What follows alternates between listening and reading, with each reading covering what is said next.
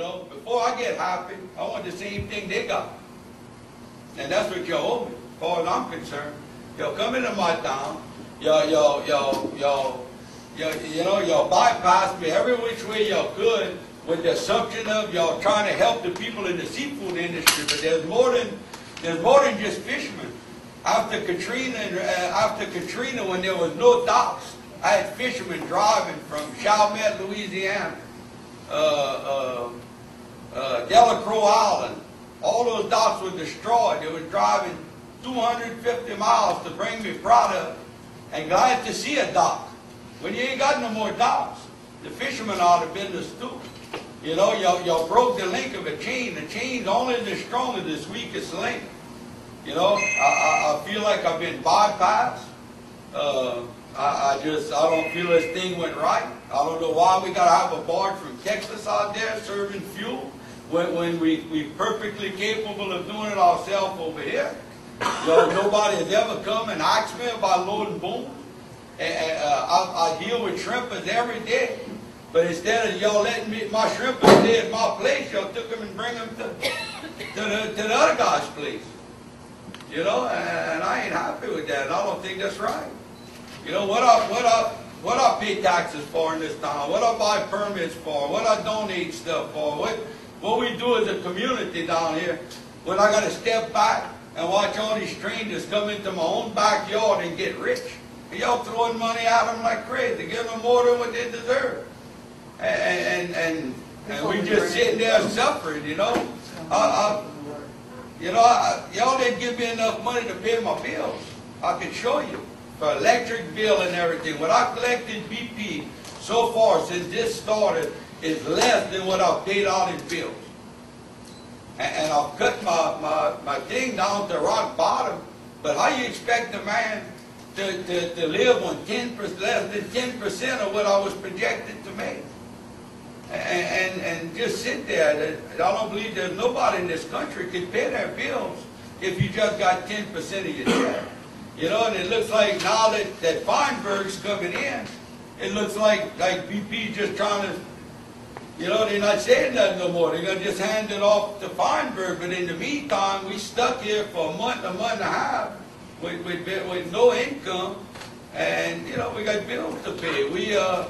Our business, we borrowed money getting ready for shrimp season, and this thing happened at the worst possible time. And, you know, I got to sit there. I ain't got no job and no money.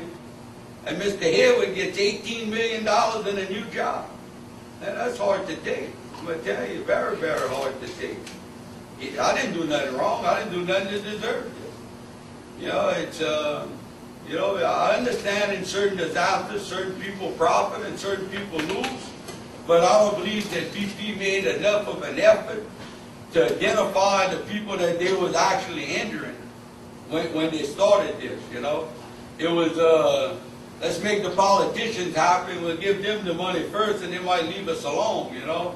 And the hell with the regular people, you know. And that's the part that I don't like, you know. You know, I'm not even, you know, y'all started sending me some more boats for fuel, and I appreciate that, but it ain't enough.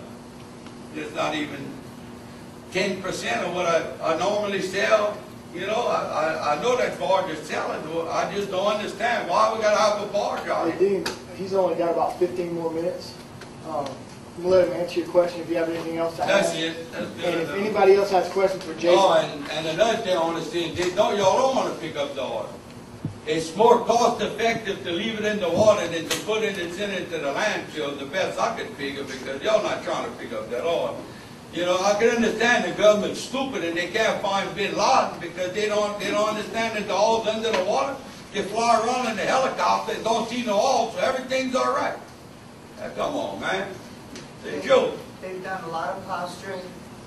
It's like they have hidden agendas and lie after lie after lie. These men that are working with their boats, they're going to have to subtract that money on the end of everything when they collect their benefits from this. They're going to subtract their income from working, cleaning up their mess that they made. How is that fair?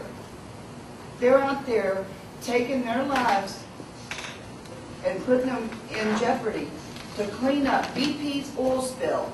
And then they're going to take the money they made and subtract it off of their benefits at the end? And they'll still have to pay taxes on it after it's... Exactly, and we're already going to be stuck with $10 billion worth of BP's problem because they're going to get a tax credit, and guess who's going to pay for that? The American people. I have a question, Jason. We've talked about this many times before. What is it that maybe we can do starting tomorrow as to the oil that these boats are finding, and then they just forgetting about where it is and it's not being picked up? But we, like I said, we talked about this before. It's frustrating because we know that it's just sitting there, and before you know it, it's out there now, and before you know it, it's going to be back in the back again. So is there anything that we can do to solve that problem? When they find it, send that skimmer out there and suck it up. You know, we are doing overflights. Our task forces are looking for oil each day. We have a communications room where they're able to call in sightings of oil from the boats, from the task forces. I understand the anger and I understand the frustration. A couple things that Dean said I have to take exception to. We do want to clean up this oil. I can understand frustration. I can understand seeing certain people getting certain amounts of money and some of the things that people see. But someone is going to have to explain to me why BP would not want to clean up this oil. This was not. Because it's more cost effective for y'all to come at night and sink the son of a bitch. When the oil's coming around, they call y'all, they tell y'all where all that, and the first thing y'all do is tell them to go the other way. Y'all tend the plane and y'all fucking sink it. That's what y'all doing. Come on, man. Let's quit playing over here and tell the truth. Y'all sinking the oil, Jason. You know y'all sinking it. You know what y'all doing. Y'all send all the boats, y'all put them in a group at night. We all hear the planes, and the next morning there's nothing but white bubbles. What you think? We stupid? We're not stupid. Y'all putting the oil on the bottom of our fishing ground. Y'all not only messing me up now, y'all messing me up for the rest of my life.